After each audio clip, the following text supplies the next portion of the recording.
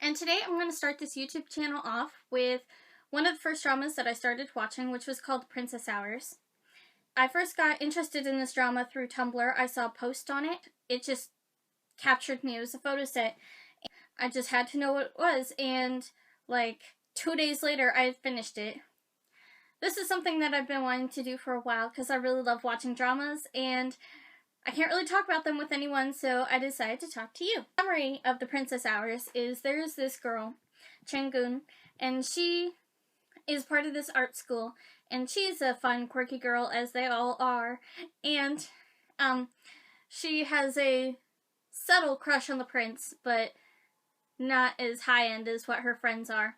And the prince, Shin, he goes to this art school too, and no one else knows except for him and his friends, but he had a girlfriend, Hyo-rin, and they dated for a while, but they broke up so she could pursue her dreams. Shin's parents, the king and queen, they want him to get married, and he originally proposes to Hyo-rin, but she denies him so she can pursue her dreams as a ballerina. Changun's grandfather and Shin's grandfather, they made a pact that the heir to the throne would marry each other through an agreement by old people who are dead. So that's how they ended up getting married. And she agrees to get married out of need for her family because they owe loan sharks. So she agrees to marry him for money, and so there's drama with that aspect. And he is obviously cold to her at first, how they all start. A good majority of this drama is her trying to adjust to life in the palace and her trying to deal with the situation she's been dealt. There's another prince, and he was originally the heir to the throne, but his father died, and so he and his mom had to flee to London. But he and his mom decided to come back when they hear about the king's failing health. And that mom, she's got some plans, let me tell you. And he's just being all sweet and nice, and he falls in love with Changun. It's kind of too late because she gets engaged to Shin, which kind of a bummer for them. But I really, really liked him and his character until he started vying for the prince position. Like, after that, he just did not become likable to me because, like, he was all sweet and everything, but he just, at some point, he wouldn't take no for an answer, and he just kept pushing and pushing and pushing, even when it was so clearly obvious that she was not interested in him. Yeah, that was just a real turn off for me, because he just kept forcing himself on her, and she was just like, back off, bro. And he didn't want to do that. And so then he immediately dropped down on my list. And he was just so cute. And that's Yule. Yule's the prince that doesn't know how to take no for an answer. And then Hyo-rin, she was the girlfriend of Shin who turned him down.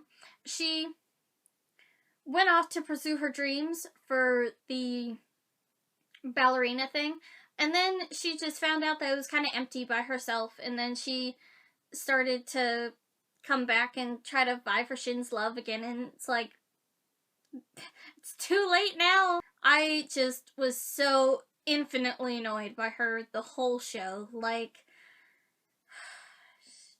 you know what, theoretically, I suppose I can understand her situation, but it was just like, girl, you lost. I think one of the characters that I hated the most was Yule's mom. She was originally the queen. She was queen.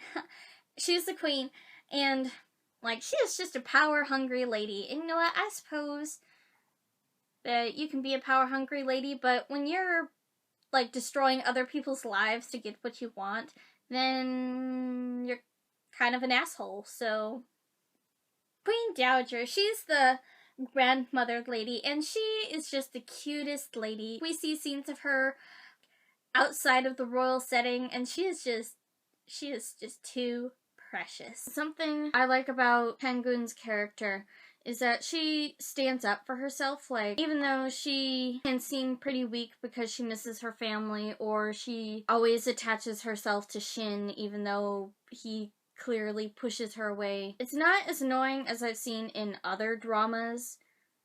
I do admire her perseverance. She is stronger. Progression of Changun and Shin's love. I really love the scenes where they're not in the royal setting, where they have like little outings. I just really like how their romance progresses throughout the show. Though it gets to be around the last couple episodes, I think episode 18 or something, they're doing totally fine. They're in the place where you want their romance to be.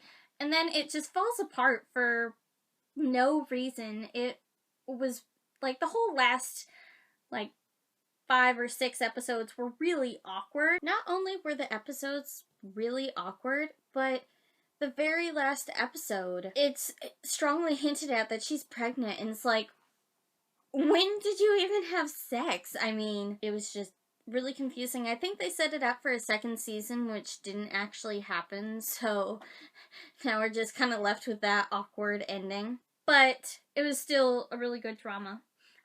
I really do recommend it for those who are new to Korean dramas and want to start out, because it's really simple. It's just a simple love story, full drama, and it actually doesn't have some of the cliches that are known for Korean dramas, like amnesia, the parent who opposes everything.